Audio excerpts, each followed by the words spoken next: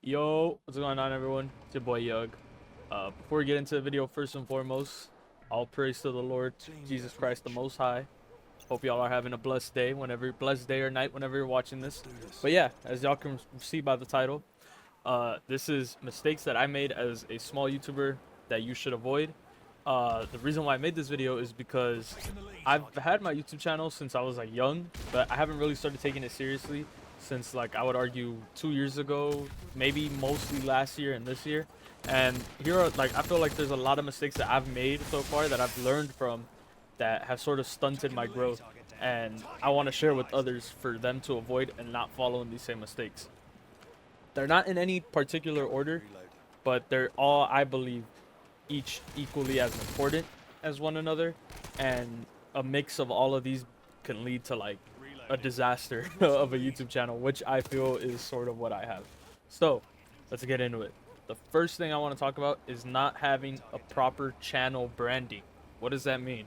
So if you look at my thumbnails right now, you can notice none of them are consistent, cohesive, and I have so many different styles of thumbnails where there were some where I would make the background and the foreground and put characters in there, and then there was some where it's just a screenshot of the video, right? Is the one that YouTube chooses, and there's one that's just a screenshot of the video with text, which is what I've been going with right now, just trying to see if that would improve my click-through rate on YouTube. And so far it actually has, but you know, that's what I'm getting at, right? Your branding of your channel.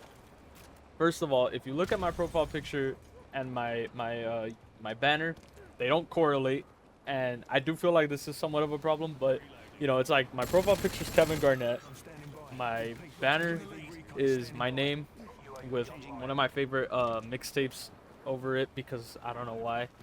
And then it doesn't even, like, you look at that and it doesn't even match my style of thumbnail. Now I feel like a consistent, cohesive, actual branding for your YouTube channel is super important because it lets people somewhat know what they're getting into.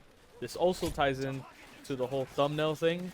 You need your thumbnails to be good because if they're not eye-catching, people are just going to scroll over them. But if you have something important, typically you kind of want to summarize the main point of your video or try to get like a moment in there, if that makes any sense. Like create a capture of a moment in your video. It'll get people a little interested. Think about it. Why do you mostly click on thumbnail? You see what you're getting before you actually watch the video. Most good thumbnails have a almost look into what you're watching. Now, of course, YouTube added that feature where you can hover over a video and it gives you like cuts of what's going on. So some people may argue a thumbnail is not as important as it used to be. I still think it is. Second, the second thing that I did not do right was how to properly do tags on your videos and put descriptions in your videos. So this kind of ties into the last one, you know, mistake that I made. But your tags are super important. You always want to have your keywords in there for what you're talking about in your videos. Now, if you do make a specific genre of videos, I have copied tags, and it has somewhat helped other videos latch on to success of previous videos in a way, as I noticed that they end up popping up next to each other, right? And so you could do that, but I feel like making a like unique set of tags for each video could be a little bit more helpful. Now, your description. The reason why your description is important because, like I mentioned earlier, keywords. Keywords are important on YouTube. If you put them in your description, you put them in your title and in your tags, it just further boosts your video to be found when those certain words are searched on the YouTube search engine. And this goes hand in hand with your thumbnail as well, because if your thumbnail, the way I think about it is sort of like a book. When you grab a book in the library, you have the cover of the book, and then you have the little summary on the back, and then you have the genre of the book. Typically, your tags would be mostly associated with the genre in my eyes, right? I mean, like, you never know if a book is nonfiction or fiction, and then you don't know if that nonfiction book is like autobiography or I think it's called a bibliography when it's written by someone else. So typically, that's what your tags kind of do for your video. They help put your video in a specific, what's the word? Like, I guess you could say group.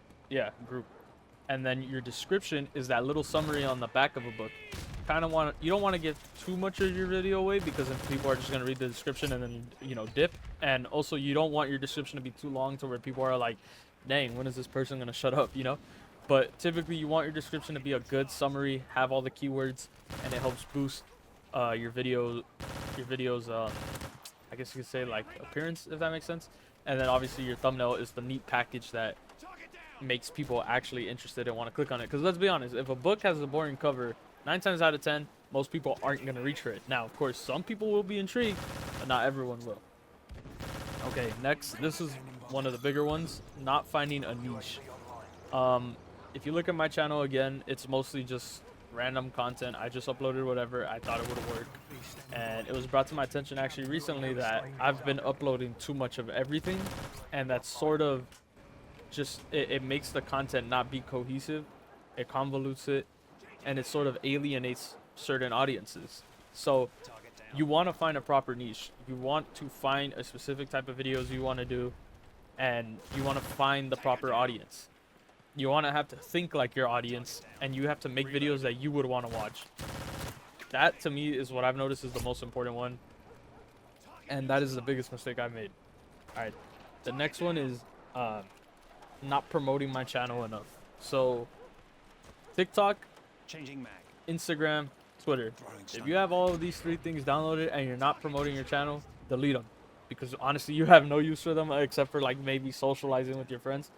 But yeah, I noticed too that like I would just get caught doom scrolling instead of uploading content, and it kind of like is hurting me in the long run, because TikTok, bro, when you get a solid audience on there, you can make pretty decent earnings, and it'll just help grow your YouTube.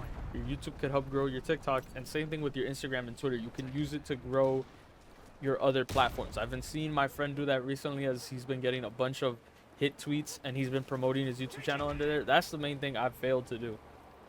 All right, this next one, these next 3 are very important to me because I feel like a lot of people may resonate with these a little bit more. The first one is not being consistent, and I'm not talking uploading every day or 3 times a week, even just 1 time a week, as long as you're consistent, right? Because even if it's slow motion, it's better than no motion.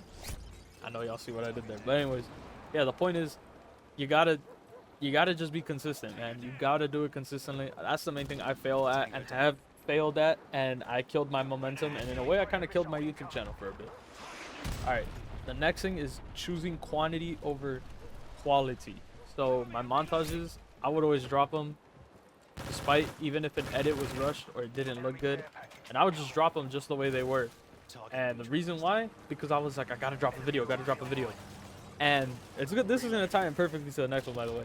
But I was just choosing quantity over quality, and because of that, some of my videos have suffered from a lack of quality, and nobody's gonna watch a bad video. I mean, some people might to get a good laugh, but realistically, nobody's gonna watch a bad video, bruh. All right, and this last one, this is the last one I have on this list. Trying too hard to blow up, and that ties into the last 3 for this main reason. When I was being consistent, I was uploading every single day. I was editing a video every single day, and I was trying my hardest to either hop on a trend, hop on what was popular, and because of that, I started sacrificing the quality of my videos for the quantity of videos, because I was trying so hard to make this happen and make this blow up, and I forgot the most important like lesson I've ever learned in my life is patience is a virtue, and slow and steady wins the race. Like I just told you, slow motion is better than no motion, bro. So even if you're not growing as fast as you want, the fact that you're just growing, even if it's a little bit, is really the more important thing. So yeah, man, those are a bunch of mistakes that I've made as a small YouTuber on my journey that I hope you all could learn from and avoid, and just not repeat the same mistakes I did, because I feel like in a way they kind of done in my growth as a YouTuber, and they've limited me, you know. I mean, the main one obviously for me is trying too hard to blow up and not sticking to one specific type of content, because like I said, you start alienating audiences, it's gonna ruin everything. But I also feel like it just took me a while to find the content I want to make.